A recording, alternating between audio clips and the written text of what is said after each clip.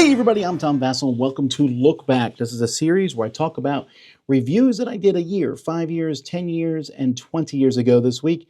And I tell you what I think about those games now, if I think about them at all. So let's jump back 20 years ago, just one game called Den of Thieves. I gave this one a 6. There's some interesting ideas here. There's a lot of text on these cards.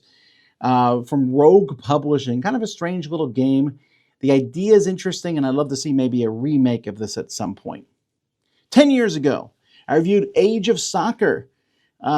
Soccer/football, not an easy thing to make games out of. And when you mix gods into the mix of it, it doesn't make any sense. 5 out of 10. Hearts of Attraction. This is a game in which you put magnets on a table and try not to have them jump into each other. It's fine for a game or two. 6 out of 10. Hero Brigade.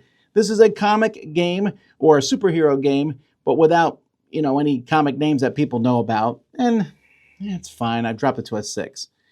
Incognito. You've probably not heard of this game. Many people who are new to gaming, but this back in the day was a really big idea of you're trying to figure out in this game some logical things, but one of the things is this game is a 4-player game. You're trying to figure out who your partner is. Some interesting concepts back and forth that I found to be pretty fun. 7 out of 10. Jupiter Rescue. I'm not always the biggest fan of everything that Twilight Creations does. There's zombies games and such, but Jupiter Rescue is a nice little cooperative game about you being some robots, getting these stupid humans out to safety, shooing them through doors and such. Fun, 8 out of 10. Castles of Mad King Ludwig, I've grown to enjoy this one. The more I play it, the more I just like the concept of pricing the buildings and building it. I think its best version is probably the new deluxe one, but either way, the base game is still a lot of fun. 8.5. And El Grande, the classic area control style game. I think probably 10 years ago I played the 10-year anniversary or the 20-year anniversary, I guess. It's 30 years old now. That's crazy.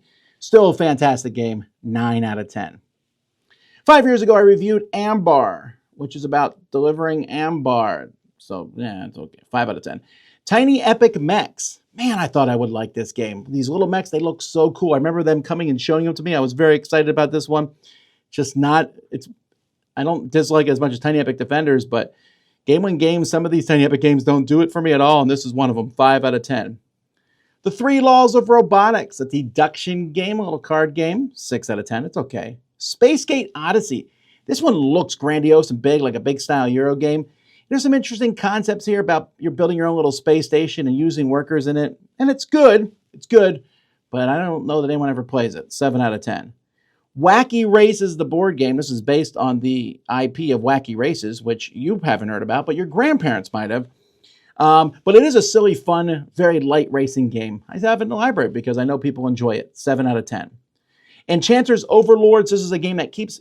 Every time I play it, I just have so much fun with this game. You have one item and one enchantment on that item, and you just keep changing the two of them to get better and better. It's a lot of fun. 7.5. Bosque, which is a word I did not know what it meant until I got this game. A clump of trees and bushes. And this game is very, very abstract, very strategic. If you like these kind of this is like at the forefront of the plant renaissance we're having right now. 7.5. The Ancient World, this was the second edition, I believe, where you're fighting giant titans that in Ryan Laukett's world. Very good game, 8 out of 10. Chronicles of Crime, welcome to Redview. This I gave an 8, which is a low ranking compared to the fact that I give the whole series a 10. I just love it. This one is basically Archie. You're playing with Archie, and I mean, they're not called that, but that's basically what it is. It's a little goofier than the rest of the series, but I still enjoy it. 8 out of 10. And then Circle the Wagons. This is a great, great 2-player game from Button Shy, a little wallet-style game. 8.5 out of 10. All right, last year, I reviewed Darwin's Journey, which I gave an 8 out of 10 to. But if you play with the Fureland or Fireland expansion, I'd up that to a 9. That's how good it makes it. Wild Child West, another 8. Rolling dice, getting polyominoes, putting them on your board. There's a lot of polyomino games out there. Very few of them have theme. This one actually has a little bit of theme in it, and it is fun. Great production, too. Lakshad Weep. This is a 2-player tile laying game where you're helping the other person, but not trying to help them too much and claiming things. This is a charming little game from a small publisher, but I think it's worth checking out. 8 out of 10. And finally, Expeditions, the card game version of Scythe, sort of. It's, you know what? I just played it the other day. Still fantastic game. 8.5. What a great thing. It's an engine building game. Has some problems. Doesn't scale like it should. In fact, the new expansion adds a 6-player.